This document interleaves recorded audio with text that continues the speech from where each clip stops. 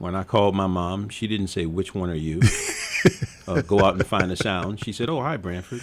And then I'd hear tapes of myself playing R&B in 1976 and bootleg tapes of me playing with Art Blakey in 1981.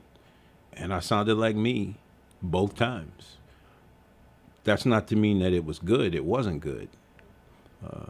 The R&B stuff was pretty good, but the jazz stuff was not good because what I concluded was that I need to spend less time working on elusive, ethereal things.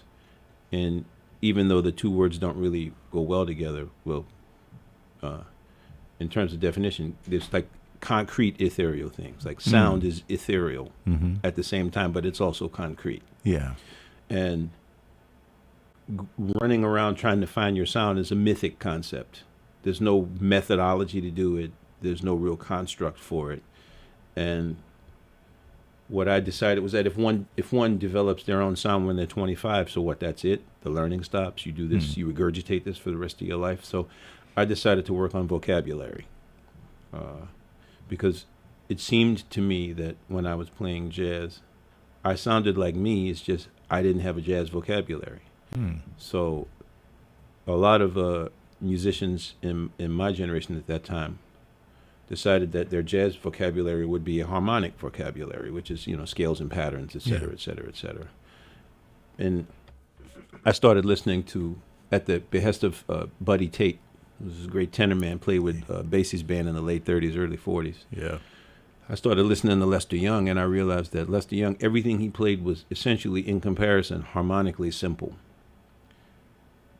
But it was impossible to learn how to create that sound at first. And in the process of doing that, I realized how much harder it is to learn a jazz vocabulary based on sound than it is based on notes, because there's only 12 notes. Well, yeah. The combinations, this combination, that combination. But to sound like Lester Young is infinitely harder.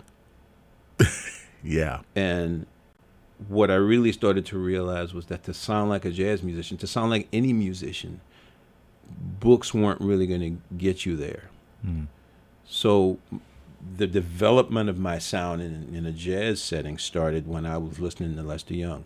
I mean, that's some wonderful advice to, give to our young listeners out there, or to anybody who actually aspires to, basically develop themselves as musician. Well, the logic behind it is simple, actually. I mean, the one thing that Jimi Hendrix and Mozart have in common is that they both use the same 12 notes. Yeah. So clearly it's not the notes. It's the sound. Exactly. So how do you get somebody who likes Hendrix to learn how to sound like Mozart? You can't buy a book for that. No. You have to listen to the music being played. And once you start listening to that music, you'll start understanding where their rhythm is, where their space is, what the tone should be. You learn all these things from listening. And there are a lot of musicians who love playing their instrument, but they don't like listening to music as much as they like playing their instrument. And that's where, again, that's another disconnect. If you want to sound like a jazz musician, you have to listen to jazz recordings. If you want to sound like a R&B musician, you have to listen to that music. Rock and roll, same thing. Classical music, you have to listen to that music. There's no other way to get around it. And playing with a full symphony orchestra has to be a completely different dynamic. You can't beat that sound. You can't. You can't beat it. You can't. It's taken me a decade to actually learn how to function inside of that situation, because again, it's a totally different sound. But to learn how to play a pianissimo and control it, and the degree of variety from super loud to super soft, or from super soft to super loud, and to be in the middle of that, surrounded by that, is wow. It's an astounding. It's much more astounding to me now that I'm a lot less terrified than when I started. I was terrified because I knew I was in over my head. And it's one of those things that I learned just from playing jazz, is that it's what Buddy Tate told me. He came to one of my gigs and I was playing a ballad. He goes, "Son, you're one of the worst ballad players I ever heard in my life. But because I'm not a thin-skinned person and I don't need to pump myself up, I already knew that." And I said, "Well, tell me something I don't know." He says, "Well, what are you doing?" I said, "Well, I'm listening to Ben Webster." He goes, "Oh, you can't go wrong with that." I said, "Yeah, but it's not working." He goes, Yeah, the only way to learn how to play this music well is to sound like crap until you just don't sound like crap no more. There's no shortcuts to this. So what you are doing is right. Now you just have to be patient. So when I started playing symphonic music 10 years ago, God, my patience was tried every time I walked on the stage because I was so in over my head and so ill-equipped to deal with what it actually was. But I knew that the only way to get there was to just keep doing that.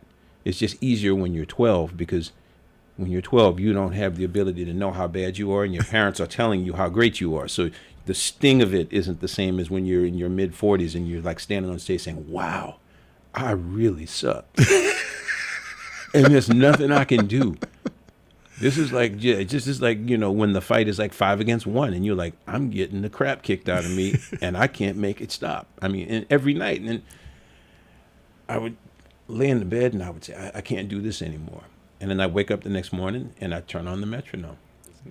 I'm not a fan. I practice all the time, but I don't like practicing. Some people like it. Something's wrong with people who like practicing. It's like people who say, I love training camp. You love what? I mean, this is insane. But the process has to be embraced to play symphonic music or it falls flat. You can't just hide under the personal expression clause. When somebody will say, well, man, I know it's not right. Oh, that's just my thing. In other music, you can say, okay, well, I can't. How do you argue with somebody? No, that's not your thing. No, well, it is my thing. I meant to play that note sharp. Okay, great. You can't do that here. You can't say, oh, yeah, I meant to play sharp. They're like, it's sharp. Fix it.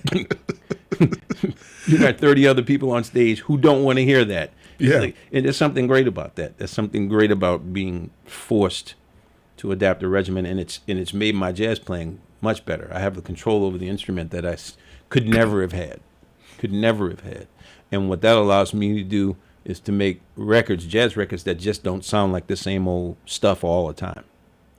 Upward Spiral was nominated for a Grammy, Best Vocal Jazz. You recorded this in 4 days in December. Was this your first time working with Kurt Elling? Recorded it in 2 days. Oh, 2 days, really? But we played 4 days worth of concerts before the record. Oh, wow. Yeah. First time working with Kurt? Yeah. Yeah. Well, obviously you hit it off. I mean, not only does it make some marvelous music, we're going to hear a bit of that in a little bit, but apparently I'm told that you started the Twitter feud. I mean, it's funny that people call it a feud. It was just stupidity. I didn't really start it. That's funny you brought that up. No. See, what happened, we were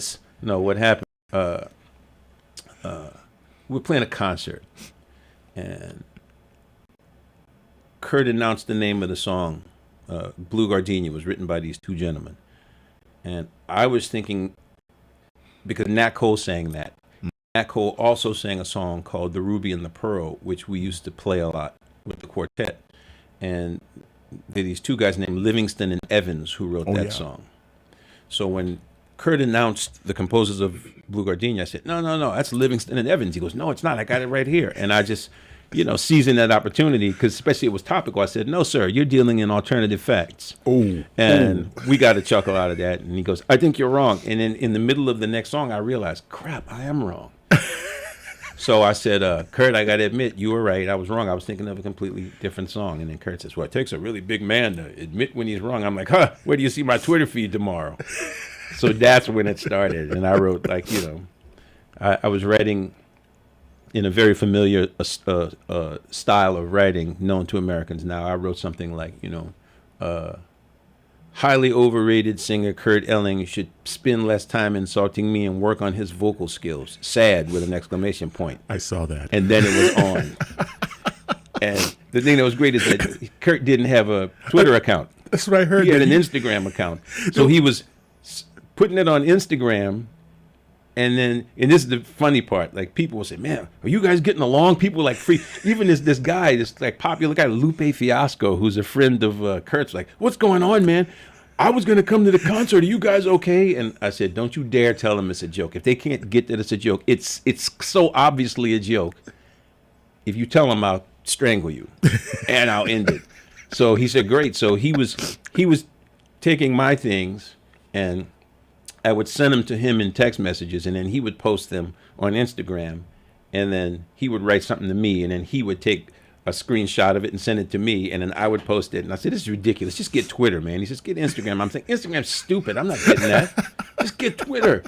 So he finally gets on Twitter, and I mean, some people saw it with what it was as a joke, you know, especially the British. They always get it. They were like, "That was great. That's been hilarious." And then there are other people saying, "What's wrong with you guys?" This woman named Christine Reed, who was the executive producer at Columbia Masterworks way back when when Wynton was doing Hummel and Haydn and Mozart. Oh, yeah. She sends me an email. "This is an embarrassment. You're making a fool of yourself. Stop it." And I wrote back to her. I said, until this point, I never realized that you don't actually have a sense of humor. This is horrible. She goes, "I don't know what you mean." And then right at the time that she's arguing with me, a British article comes in, and they're like, hilarious fake Twitter feud between Kurt and Branford, which I send to her, and she's like, "Oh, okay." So there were some people who were like, "Man, I'm worried, man. Are you cats okay?" And I wouldn't respond. I was just say, "I'm not dignifying that with a comment. You can't. You're reading. You need to get your reading comp up, bruh. Get it up. Work on it. Work on your reading comprehension. It's clearly just in the style of it. You should have known. If you read the tweet, say, wait a minute. That style. That's not the way he writes." It's like, wow. But yeah, it was funny. We had a good 2 weeks out of that. Because we'd stand in the airport, and we were in the Phoenix airport, and he says, "Hey, man, what's the name of that really bad opera singer?" I said, "Who? What are you talking about? Bad opera singer? I don't really listen to bad opera." He says, "No, but she was like famous. She was Florence. How long ago?" And he said, 1930, I said, "Oh, that's Florence Foster Jenkins. Yeah. She's not really." He goes, "Oh, hold on a second." Bam! So what was that? And then I see it, and it says, "Marcellus' soprano sound is so sad, he sounds like Florence Foster Jenkins." I went, "Oh, you blankety blank." So we're laughing our butts off in airports, sending these things to each other, and people are going bananas. Not everybody. Some people are like, "Man, these guys are idiots," which we are. And, Oh, Branford Marcellus, thank you so much. He's here for Orchestra Iowa presents Marcellus in Iowa tomorrow night at 7:30 p.m. U of I's Hancher Auditorium in Iowa City. Then at 7:30 p.m. Saturday at the Paramount Theater here in Cedar Rapids. It has been just a pleasure. Pleasure's mine, sir. Thank you so very much for joining us here on Jazz 88.3 KCCK.